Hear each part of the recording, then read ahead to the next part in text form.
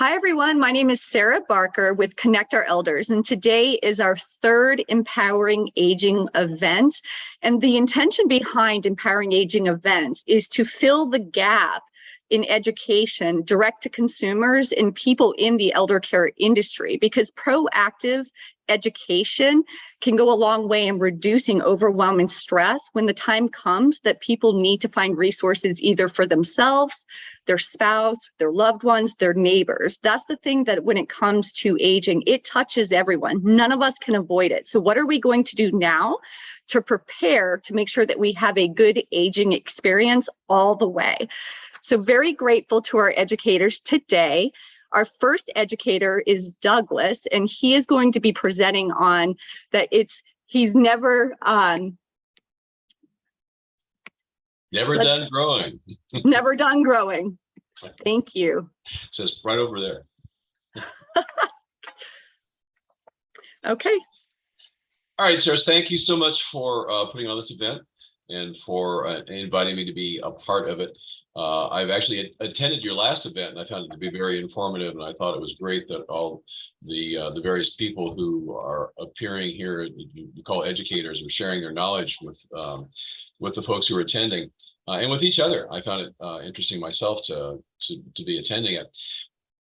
I'm a little bit of a different approach, I think, perhaps than some of the folks that speak at your events, because my point of view of folks who are aging, and by the way, I'm going to turn 70 in April, so I'm definitely square in this category. I'm coming from the point of view that we are not, as I said, and you said in my slogan, never done growing, and that's an important point for me. I've got a sort of a colleague in this field, Dr. Ron Kaiser, who's a psychologist and has a PhD, and he's authored this book called Rejuvenating. And he refers to what we work in as the movement to make activity and accomplishment the norm for older adulthood. And so that's my focus. And I think probably my biggest mission is convincing folks in my age group that rather than what society has a tendency to look at us as being sort of at the end of things, sort of looking back, kind of no longer expecting to accomplish anything new, maybe even facing a sort of inevitable deterioration and decline. I don't buy into that.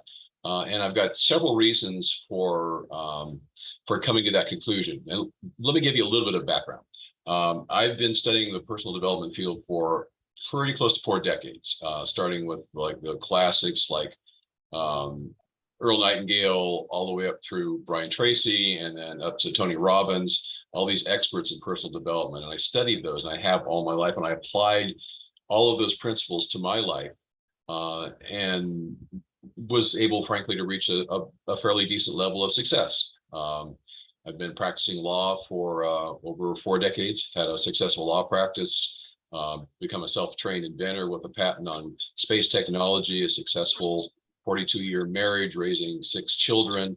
And so I had been sort of accustomed to the idea of taking these personal development principles and actually applying them in life.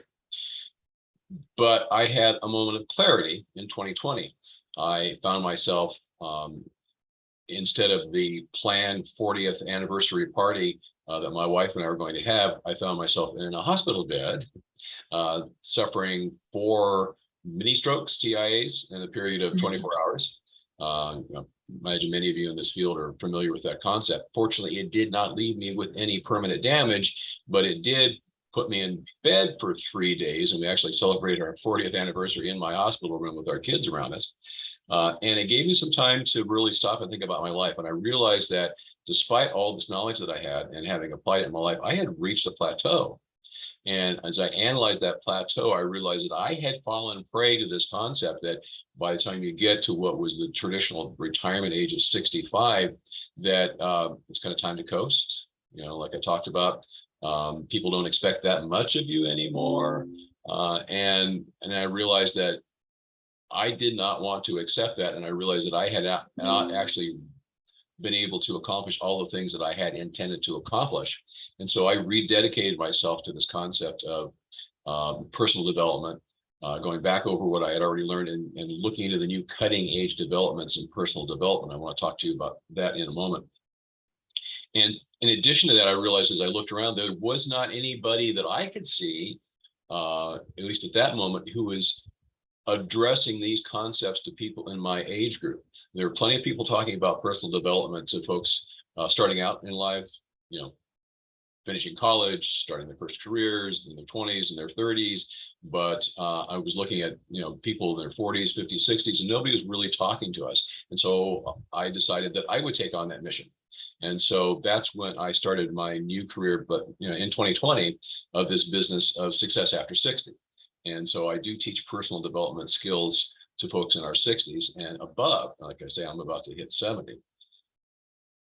What I found as I started looking more and more into this is, first of all, I started finding like-minded individuals like Ron Kaiser, who talks about a really fascinating concept called the second half century. And here's what it means. Given modern medicine and understandings of nutrition and exercise and mindfulness, it is entirely possible for people in our age group to expect to live as much as 100 years.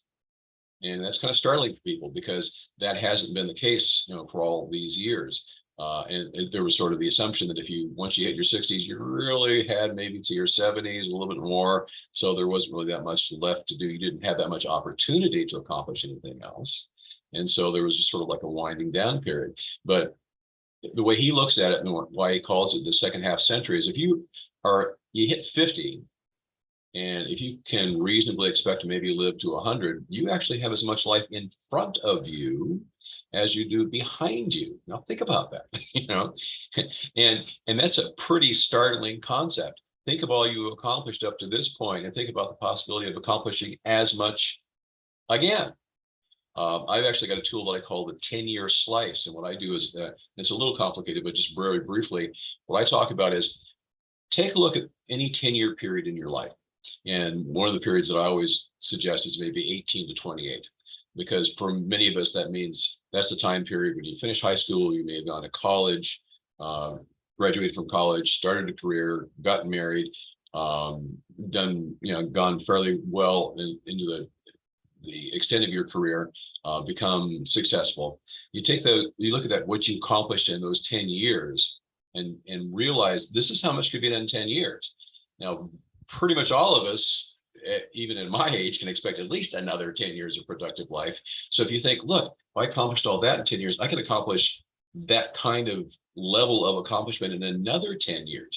Now, that's a completely different focus than what society encourages us to do.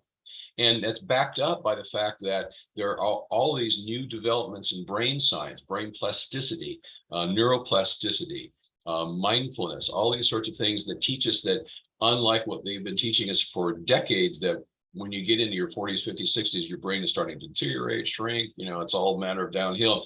We understand now, can actually build new brain connections and brain cells all our life. And that to me is just a startling understanding. So if you take all those concepts and you put them together, you know, you may have another 20, 30, 40, 50 years of productive life, and you actually are physically capable of growing your brain during that period. There are really no limits to what we can accomplish. So that is a completely different focus that society encourages us to have. So what I do is I work from that basic starting point. And that's the reason why our motto is I'm never done growing, because if I can get people to really understand that and really get it deep into their psyche and change their whole point of view of what their life might look at from this point forward. And then I share with them these personal development skills in terms of goal setting, in terms of planning, in terms of mindfulness.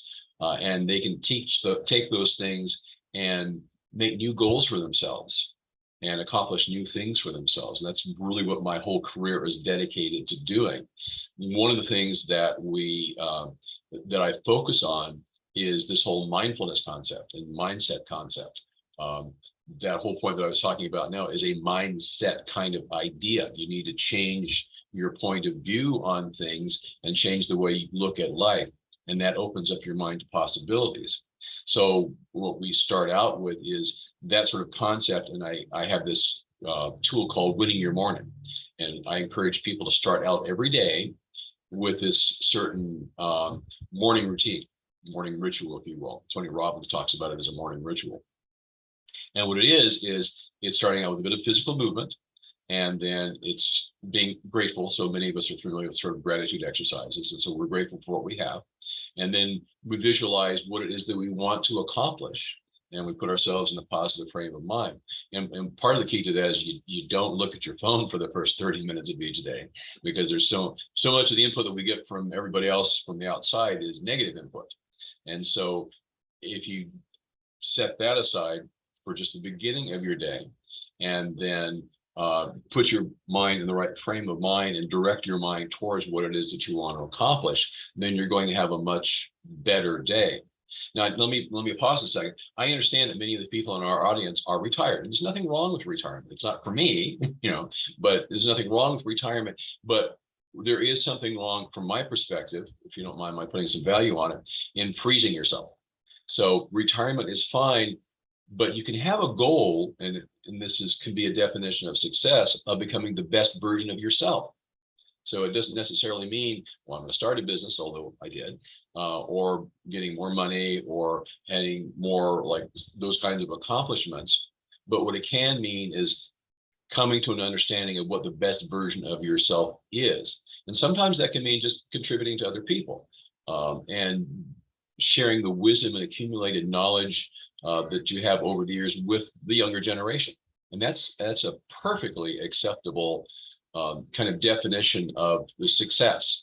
And so I want to make sure that people understand that when I talk about success, I'm not just talking about those traditional, business, financial kinds of concepts of success. It could be whatever success means to you, so long as you stop and come up with a definition of success for yourself, and understand that no matter what your age is, you can reach that level of success and then take some action towards it. That's the kind of thing that I'm encouraging. One of the things that I offer to people in terms of how to look at that sort of idea is look at your current life through the eyes of your 20-year-old self. And what I mean by that is, in our 20s, we were all pretty much optimistic. We had lots of plans.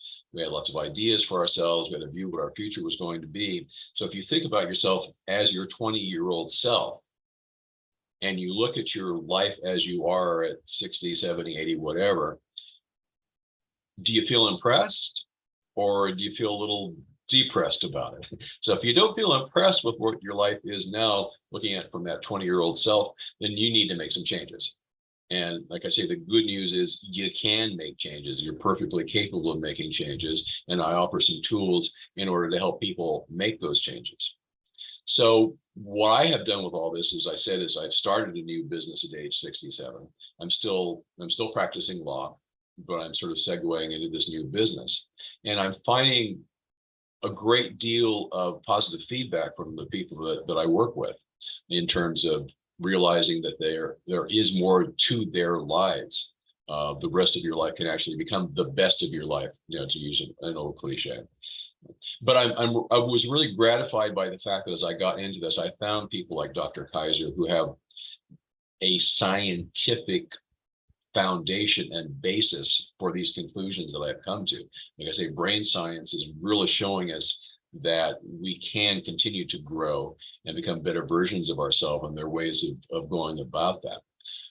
And so when I get out here and I'm talking to people in this age group, that's kind of what I'm trying to promote, is that we are not destined to deteriorate, that we can still do things for ourselves, we can still accomplish new things. And to me, it's pretty exciting to be able to think, well, look, here's other things that we can accomplish. One of the things that's one of my big goals is to travel the world. I haven't done much traveling yet, but that's definitely something that as I was lying in that hospital bed, I realized, you know what, Doug, your goal was to travel the world, and you haven't done much of that yet. So that's part of what caused me to stop and recalibrate and rededicate myself to making those changes and being able to get back to that dream of traveling the world. And that's the kind of thing that I encourage people in our age group to do. So that's what's, what I'm about. That's what Success After 60 is about, and sort of our mission. So two comments real quick on that. So this idea of I'm never done growing is not even just a conceptual, point. It's actually quite literal because of how the brain functions, correct? Perfect. That's exactly correct. And so would you like to share anything about how that actually can help minimize the effects of various forms of dementia?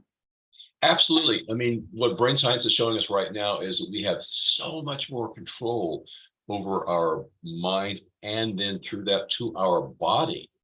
And you can actually stimulate new brain cell growth through practices like meditation, for example, and by continuing to be physically active. I mean, there are people like Joe Dispenza, for example, who's well known in this industry. They actually have done brain scans, and they can actually measure the growth of what are called the telomeres, which are the fibers at the end of the brain cells. You can actually, through these practices, cause those to grow, which I mean, it's just amazing. I mean, when we were growing up, we presented this with this model of this brain as this sort of this fixed item. Once you hit like 20, it grows up to that point, and after that, it just sort of shrinks. Well, now we know that's not true. There's so much going on in the brain right now. And so it's entirely possible, and there have been studies that have been done that can show that you can actually reverse the brain deterioration, reverse things like dementia. I mean, now we're getting more into medical science and things like that I'm not really qualified to teach, but I know those concepts are out there. And so what I do is I encourage people to go out and find those people, like I say, Joe, he has a whole practice involved in meditation kinds of approaches to deal with that. It's a really exciting time to be in this age group.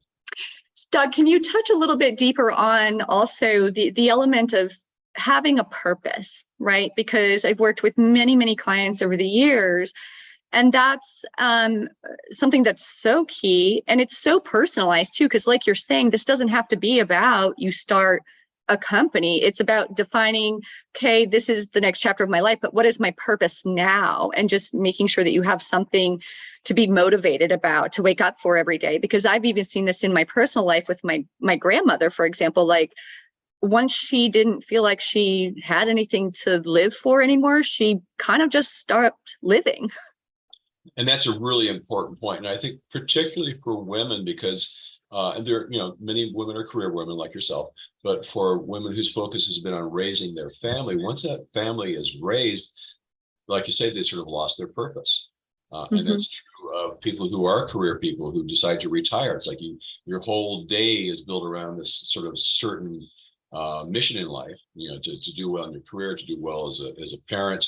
And then once that stops, it's like, well, what is there? It kind of cuts the legs out from under your whole view of yourself and your whole, your identity. I mean, your identity is something that no longer exists. And so that's why it's so important to find a new goal in life. And then so that process of sitting down and looking at yourself and looking at the world around you and deciding, what is it that I would now like to accomplish? Once you understand you can accomplish new things, what's my new goal? What's my new identity? Raise a really important point, which is, like I say, well, that's what I did, at age 67. My new identity is sharing these personal development skills. So finding one's identity, whether maybe they've never really known or they knew it, lost it. What are some key takeaways that you can share with the audience, first steps for people to be able to start that discovery process for themselves? I think it's really important to look at the world around you and see if there's a need out there that's not being filled. I mean, maybe it's, like it's in your neighborhood, and there are young people out there that maybe don't have a real clear view of important values that you find important, but you've learned them over the years. And so you can mentor those young people. You can, if you want to, there are so many volunteer possibilities in the world.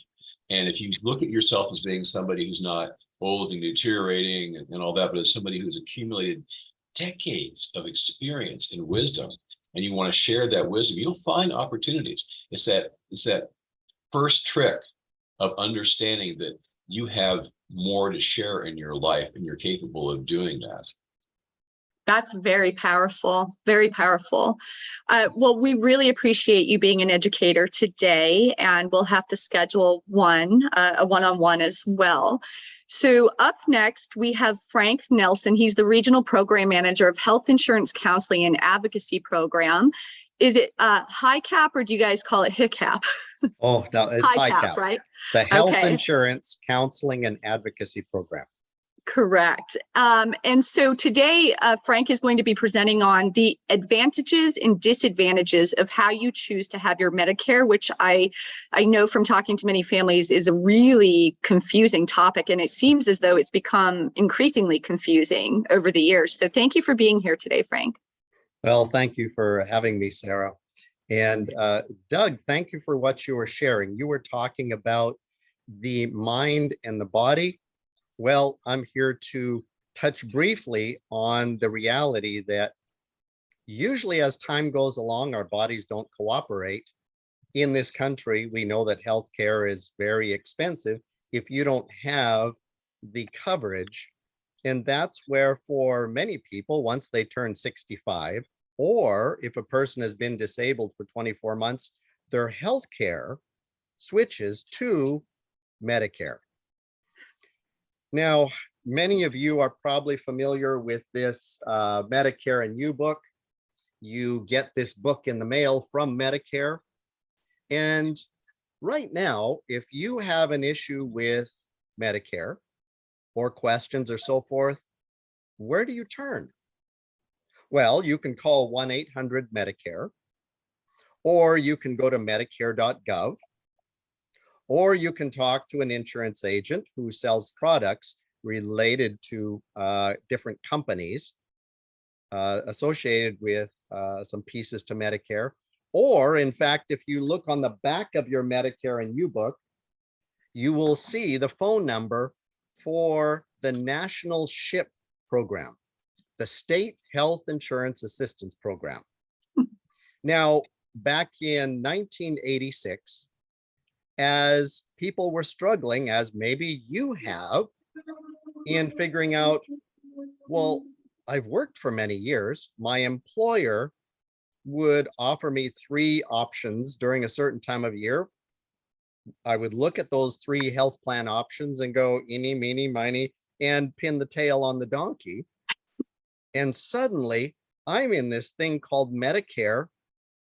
And in California, and specifically regionally, there are 25 prescription drug plans through different companies, ranging in premiums from $7 to $160 per month.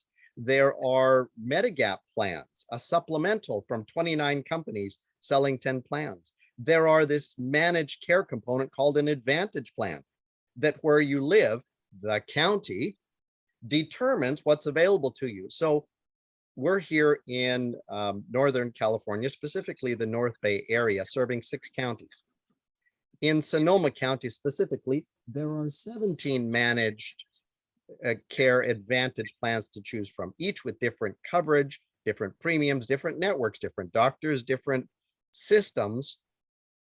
And that's what a person wades into as they discover and become eligible for this thing called Medicare.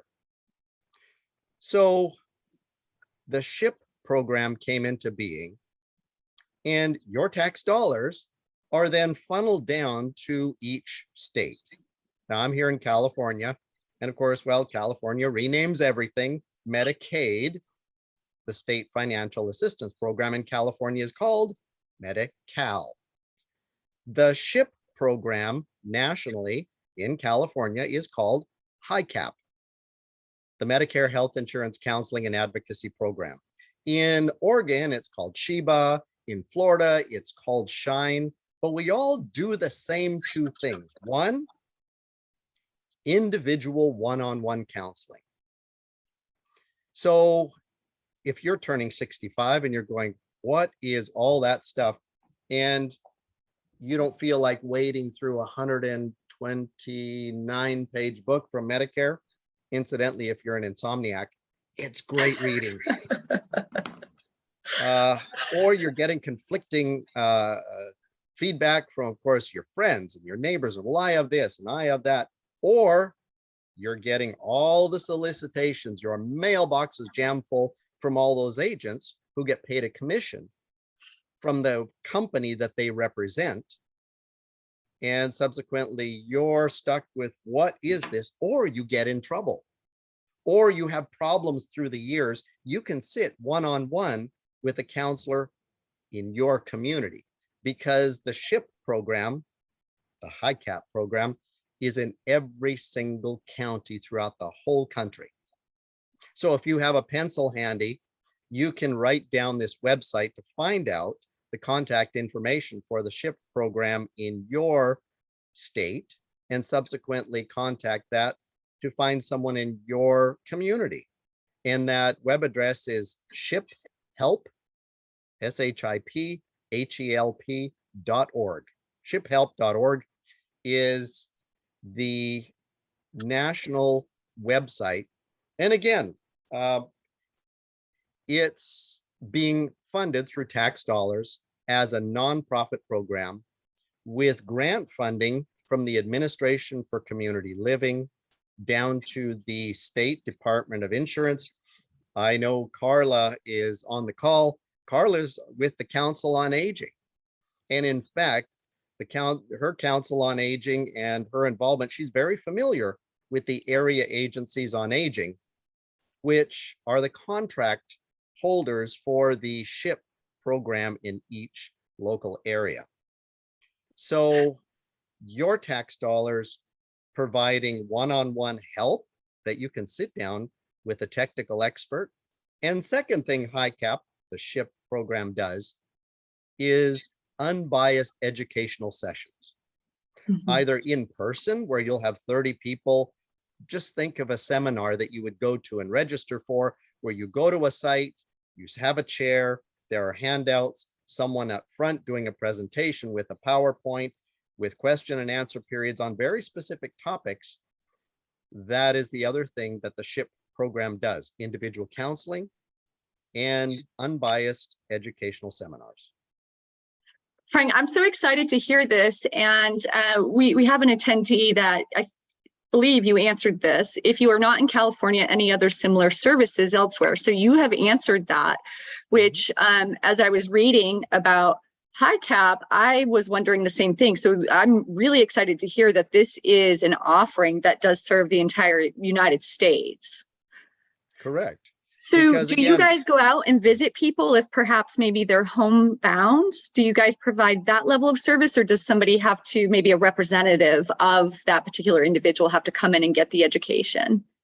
Sure. We do not do home visits. And here's the interesting part. I mentioned that the program is a nonprofit program. For my region, I'm the regional program manager for North Bay HICAP, and our slice of California serves 6 counties. For 6 counties, there are only 5 employees. But we have well over 30 counselors, volunteers. And again, Doug was sharing, there are so many opportunities. If you are feeling stuck in your 4 walls, I can tell you there is a whole, I'll call it a subculture of volunteerism out there, that there are opportunities for you to get involved and make a difference in pretty much everything that might be of interest to you. Because as we receive funding that funds 5 people, then we have the volunteers who are typically retired individuals who have had a challenging career and want something that they can sink their teeth into, be engaged, stimulates them mentally, but more importantly, helps people. That is the kind of person who is interested in learning a 3-inch technical manual of Medicare, going through an internship of a few months, and then becoming registered through the Department of Aging as a registered HICAP counselor, to then sit with individuals by appointment, typically at locations in the community that has been set up, of course, during the pandemic. And even now in some of our locations, it's via phone. But as volunteers, the counselors do not go into homes. An appointment is set either via phone or in person to sit with someone, depending on the date, the time, the location, what works for that client. Mhm, mhm. Frank, can you share some, this is an area I don't know a whole lot about. So what's a case study or an example of when somebody has not made the correct choice for themselves when it comes to Medicare? Like, what Sure. is the implication of not choosing correctly? Um, well, it's basically this diagram. That about sums it up, because every year, everything changes. And as we look at some of the things that happen every year, a person becomes eligible for Medicare, which is your A and B. And when we talk about Part A, that's your inpatient coverage. And I'll get to your question in a moment, but let me set the stage for some of these pieces that, of course, Medicare is a national program, so this applies to everyone. Part A is your inpatient coverage. When you have a medical episode, of course, have a bill, and that portions of that bill are parsed out to different parts of your Medicare that each have their own premiums, their own deductibles, their own copays. Think of them as separate individual parts that together make a complete healthcare package. Okay. So when you're admitted into the hospital, portions of that bill are sent to Part A. If you're admitted into skilled nursing for rehab or into hospice, portions are sent to Part A, which for most people has no monthly premium, but you see it has a deductible. There are copays after certain timelines. There's Part B, your outpatient coverage. So, which is pretty much everything else related to your medical, the ambulance, the doctors, the surgeons, the specialists that treat you, the medical equipment. And you notice, and you may recognize this Part B outpatient monthly premium of $170.10. Part B also has its own deductible, but it only covers 80% of those outpatient charges, which would be only 80% of that $4,000 ambulance ride, only 80% of $170,000 heart attack.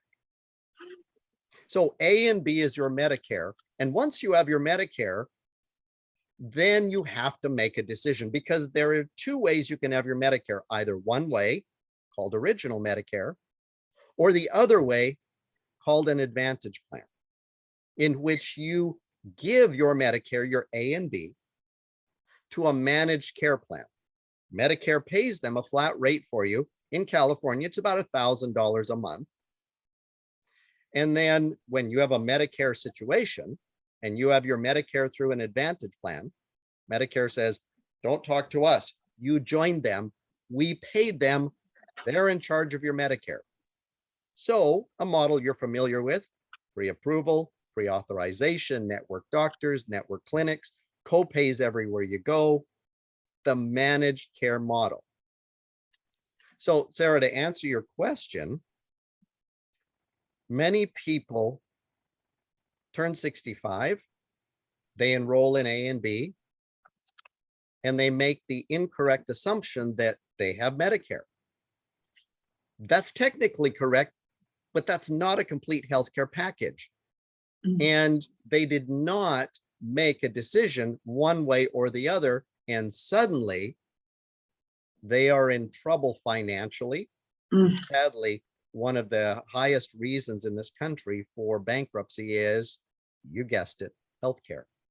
Because remember, 20% of $170,000 heart attack, plus the deductibles and some copays, is what a person would be responsible for if they have not been aware of, understood, and made conscious decisions to enroll in certain parts that relate to those other pieces and all the nuances. I mean, one thing that I emphasize to people, the answer to every Medicare question is, you ready?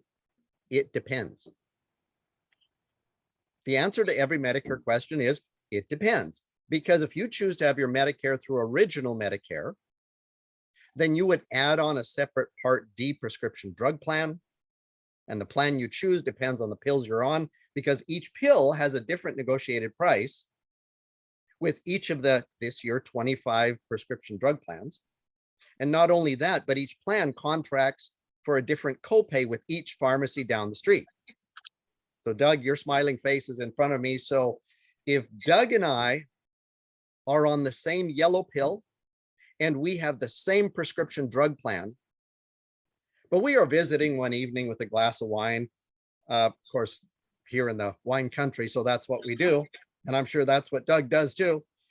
We're visiting and saying, oh yeah, that yellow pill, man, I really had a problem on my back and wow, it made a difference. Yeah, I'm on that same pill. Well, yeah, I was adding up my copays at the pharmacy for this last year, and it was about $700 in copays. How much did you pay?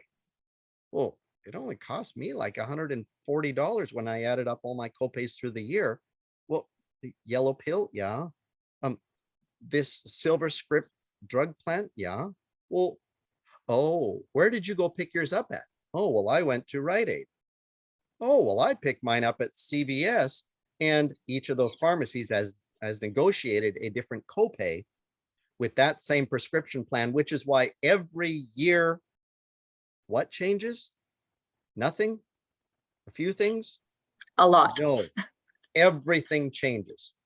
When does it change? Write this down, October 15 through December 7. So October 15 through December 7 is your chance to go, well, I went on to Doug's site, successafter60.org, and I'm going down some pathways to stimulate my brain. My body's pretty good, but I don't have the ability to write a check for 20% of a $170,000 heart attack. And well, I don't think Doug planned for his episode.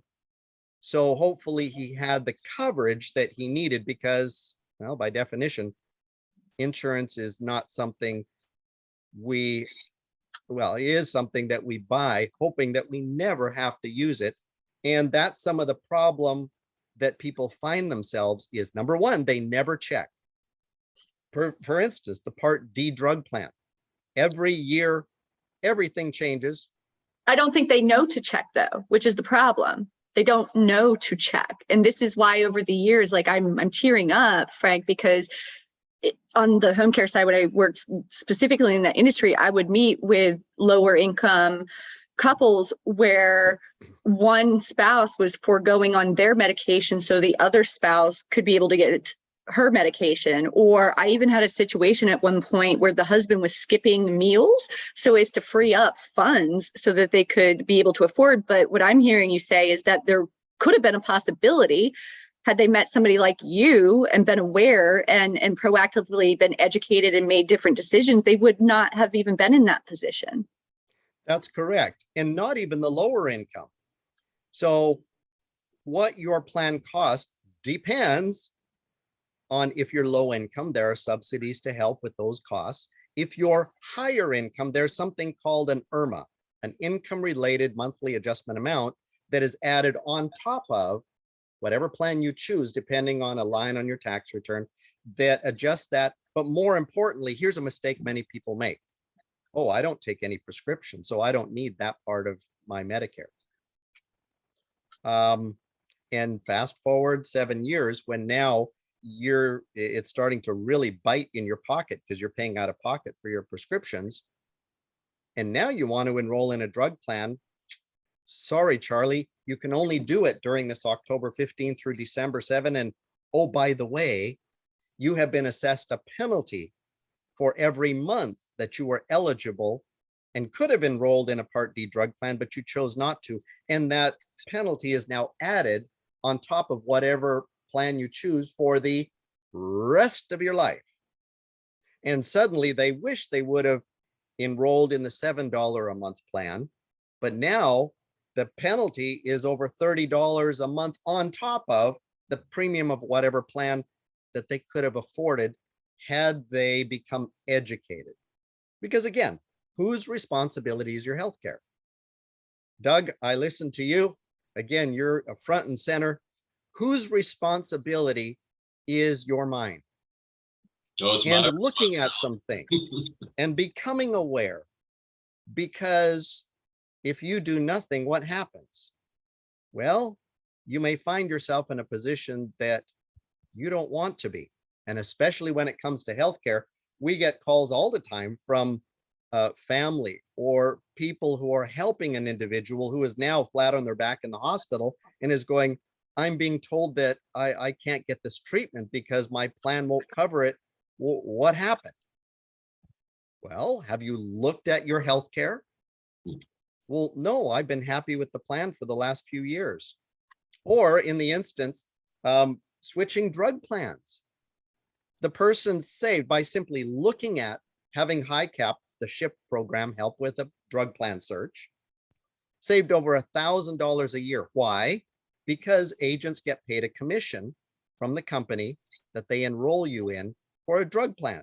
So when this individual could have been covered under a $13 a month plan, but was paying $130 a month, she was both angry and happy at the same time when we did a search to discover that the least expensive plan for her prescriptions was $13 a month. So effectively, just through evaluating her drug plan during the October 15 through December 7, she saved lighting $1,000 on fire each year because she simply didn't bother checking. And for the last 5 years had gone, well, it covers my medications. Well, yeah, but what about the other 24 plans? Oh, the $13 a month one also does. So the important thing is every year, check your coverage, because every year, everything changes. The SHIP program is a truly unbiased source. We don't sell anything. We are paid by your tax dollars. So then when you step out there and you deal with agents that are selling Medigap supplemental plans from a company, and you are dealing with agents that in California are getting paid over $700 commission for every person they enroll in the Advantage plan they are contracted with, and they're holding seminars and so forth, at least be educated. So then when you step out there with something as important as your healthcare, you're more informed and not just what I call, little hula dolls that you would stick on the dash of your car and they just kind of bob as they don't be a bobblehead doll. I don't understand all of this. So, well, okay, whatever you say. Don't listen to the TV commercials. Seniors running through fields of daisies, promising the moon and all these wonderful things. Be aware of some of the advantages and disadvantages of how you choose to have your Medicare so that you have the plan and the coverage that is the most advantageous for your pocketbook and for your health, which sadly changes every year. So evaluate it every year. Sit down, make an appointment with your SHIP program. And in 1 hour, I guarantee you will have an education, you will have an understanding, you will be aware of what's changing for this next year.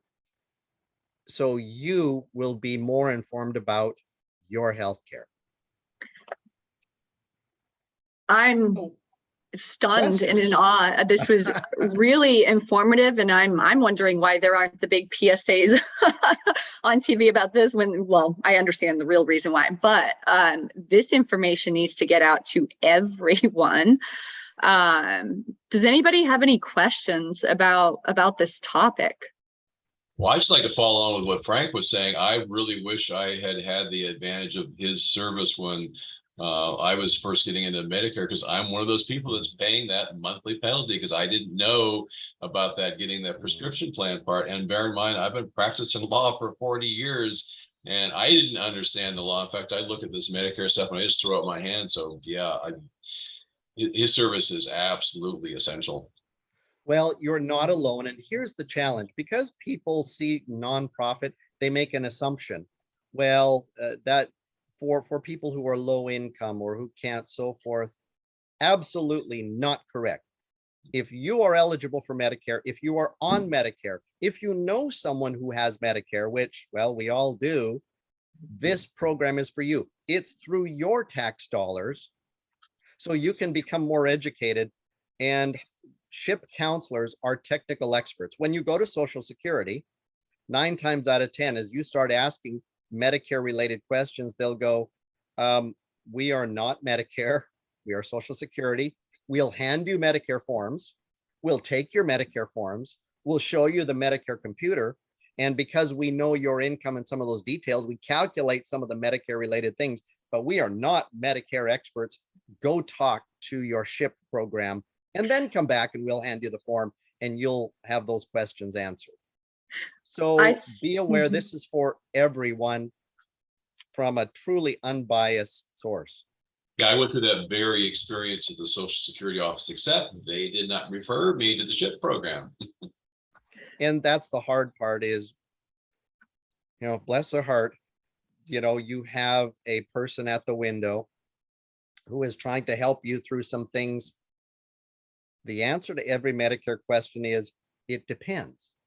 And so in one particular situation, there may be 5 possible answers and scenarios, and that individual might only know 3 of them.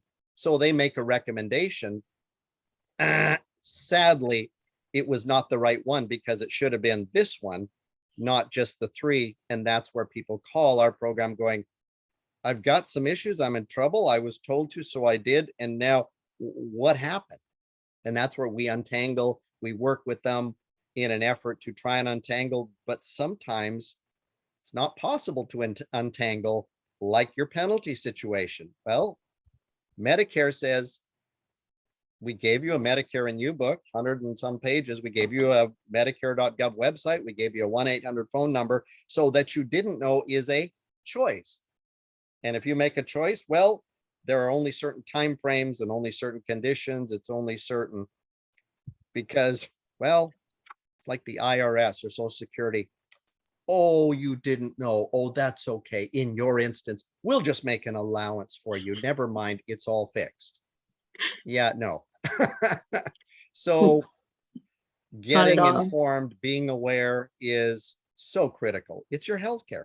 It's your body. Take care of your mind, take care of your body, and take care of the safety net behind at the point that your body may not cooperate.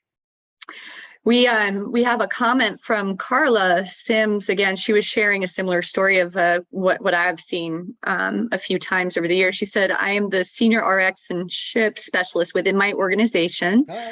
I totally agree with the need to educate about insurance for seniors. When I first joined this organization, the first couple I met was taking their insulin every other day because they could not afford it each day for both of them. They had no idea that there was help out there. I try to educate to help with the barriers that might threaten medication compliance. Carla, I shared those 2 stories I shared previously, and sometimes I'm not even sure if people believe me, but I was there, and I know it's so to hear that you have seen similar things is just disheartening, but even more reason. High cap is here. Exactly. Even more reason why we need to pump this information out as far as we possibly can. Now, one brief thing, Carla mentioned insulin.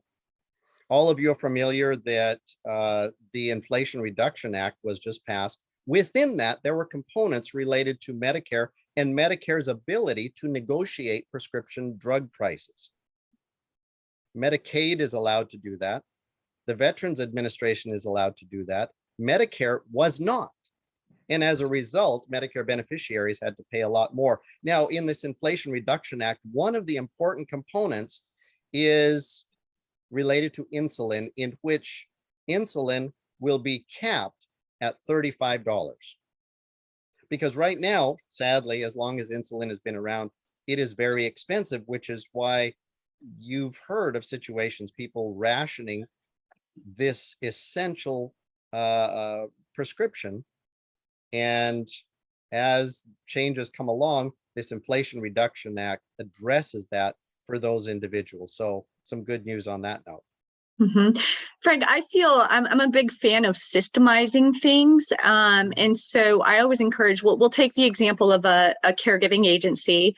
And many of the people that will watch this recording will be in the healthcare industry. So in my mind, I'm thinking, well, why can't this just be part of the process for discharge planners at skilled nursing facilities, where as part of the discharge planning, they inform the patient about the SHIP program, right? Or home care agencies, the caregiving agencies that are doing the intake and bringing clients on and doing the assessment before starting services, it should just be a part of the process. I mean, anybody that's working with our seniors, they need to bring this up to them. I was a nursing home administrator for Yes. 17 years, so you're singing my song. With Let's care do it. plans and care conferences and the nuances.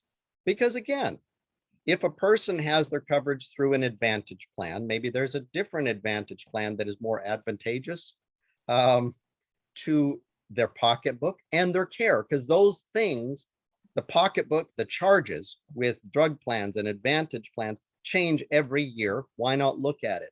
But having the SHIP or offering the shiphelp.org, or at least having the contact information for your state's SHIP program, maybe go the step further and find out what SHIP program services the county that you are a caregiver in, to share that not just with the beneficiary, but in many cases, their caregivers, the family, the daughter, the son, the whomever is at that care conference with the resident or on behalf of the resident.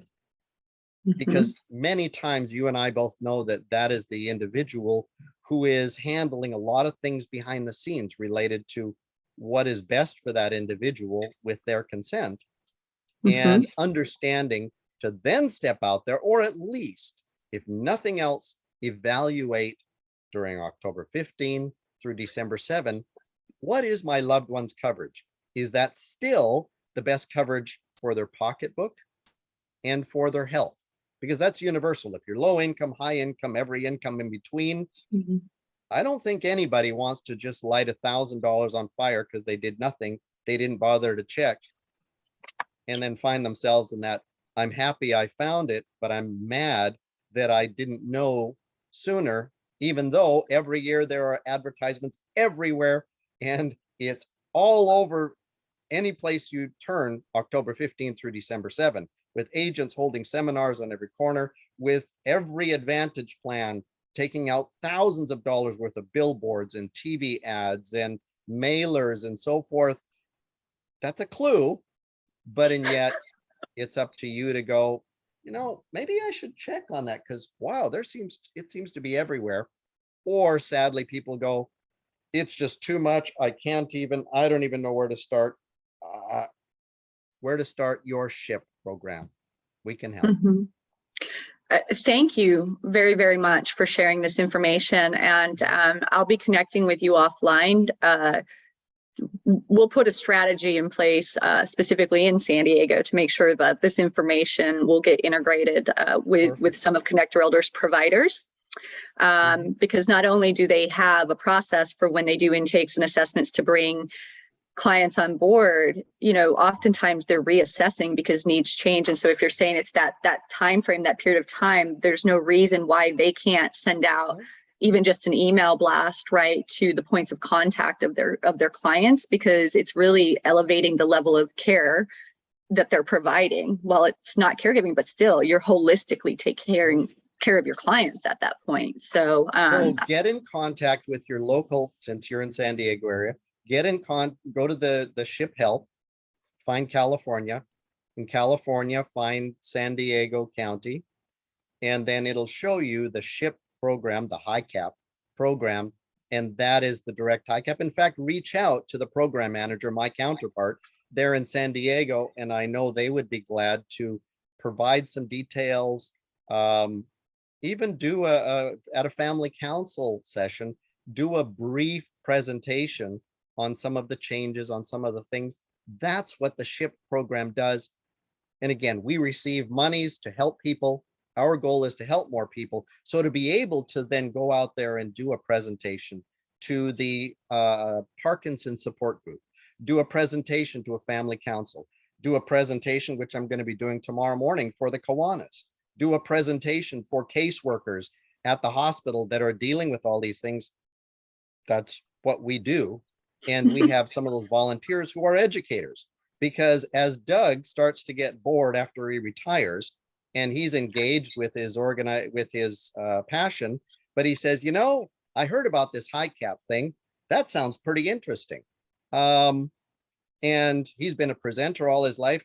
He may then become an educator to be the one standing in front of those groups, in addition to the counseling that he provides on the side 6 times a month. So anyway, Doug, I expect to hear from you, or the ship in your state.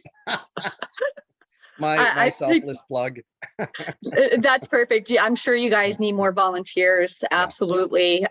Gentlemen, really appreciate you guys being expert educators today, and we will be connecting one-on-one.